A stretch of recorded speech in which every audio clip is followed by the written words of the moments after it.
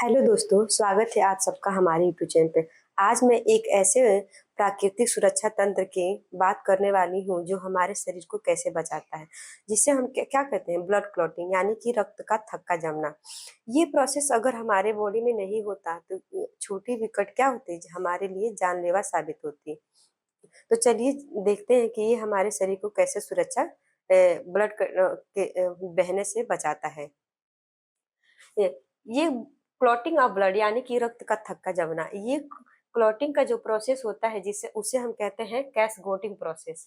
ये जो क्लॉटिंग का प्रोसेस होता है उसे हम कैसगोटिंग प्रोसेस कहते हैं। ये बेसिकली 4 मिनट का समय लगता है। इस प्रोसेस को पूरा होने में बेसिकली 4 मिनट लगता है। आप लोग कभी देखे होंगे कि जब भी आपका उंगली कट जाता है तो आप क्या करते हैं, उस उंगली को दबा देते हैं। ऐसा थोड़ी है कि उसे आप कई दिनों तक दबाए रखते हैं या कई घंटे तक दबाए रखते हैं।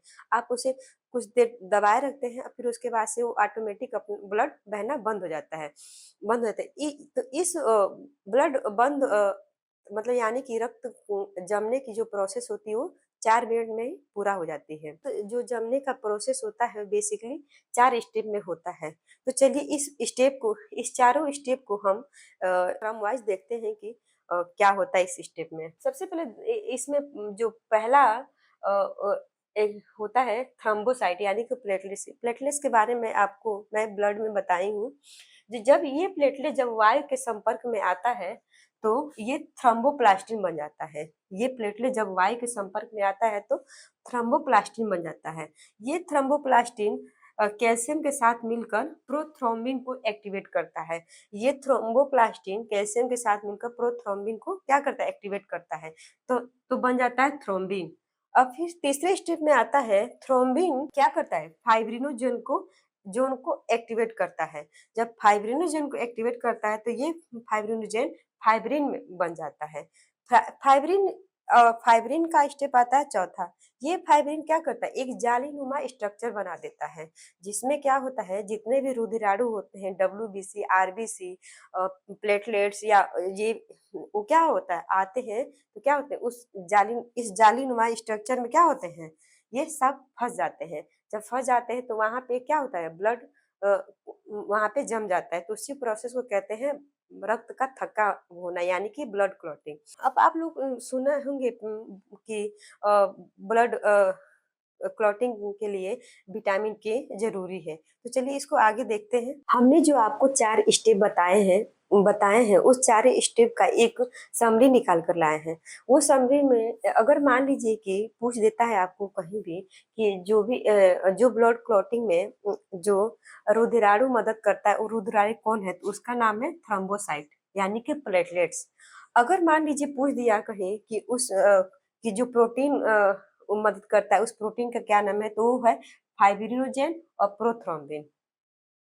अगर मान लीजिए पूछ दिया कि जो तत्व भाग लेते हैं उसमें उस तत्व का क्या नाम है, तो वो है कैल्शियम। अगर मान लीजिए इसके पूछ दिया कि कौन से विटामिन उसमें भाग लेता है, तो वो है विटामिन के। अब जरा सोचिए कि हमारे ये जहाँ भी कट हो रहा है हमारे शरीर में, वहां पे ब्लड क्लॉट का प्रोसेस हो रहा है, तो वो तो सही है क्योंकि वो हमारे शरीर की रक्षा कर रहा है, सुरक्षा कर रहा है। तो अगर मान लीजिए कि ये ब्लड क्लॉट का जो प्रोसेस है अगर हमारे बॉडी में यानी कि ब्रेन में अगर हो जाए तो क्या होगा, ब्रेन हेमरेज हो जाएगा। तो ब्रेन हेमरेज हो जाए जिससे व्यक्ति की मृत्यु भी हो जाएगी, हो सकती है। अगर तो इसीलिए हमारे बॉडी में एक एंटी क्लॉटिंग होता है, एंटी क्लॉटिंग होता है जिसका नाम है हेपरिन।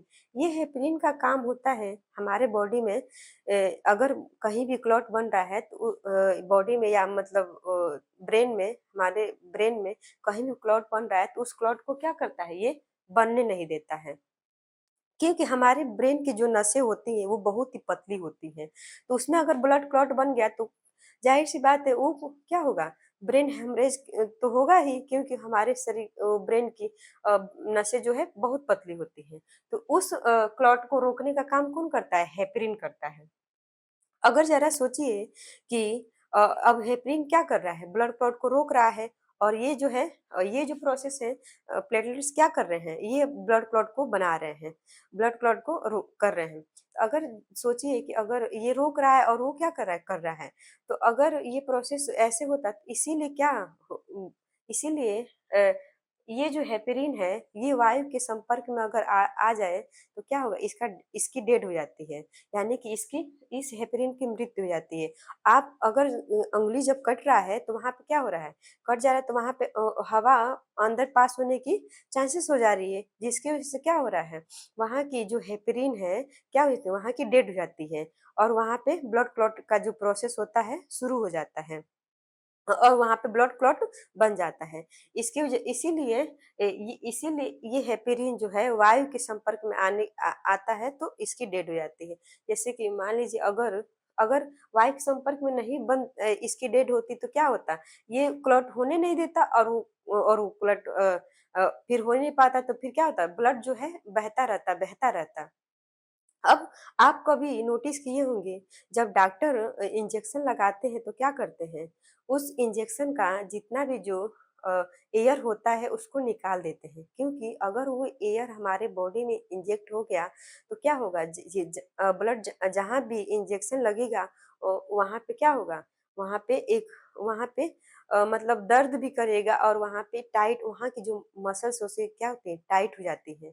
जिसकी वजह से जब भी आप देखे होंगे इंजेक्शन डॉक्टर लगाते हैं, तो क्या करते हैं उसमें के जितने भी एयर होता है उसको निकाल देते हैं।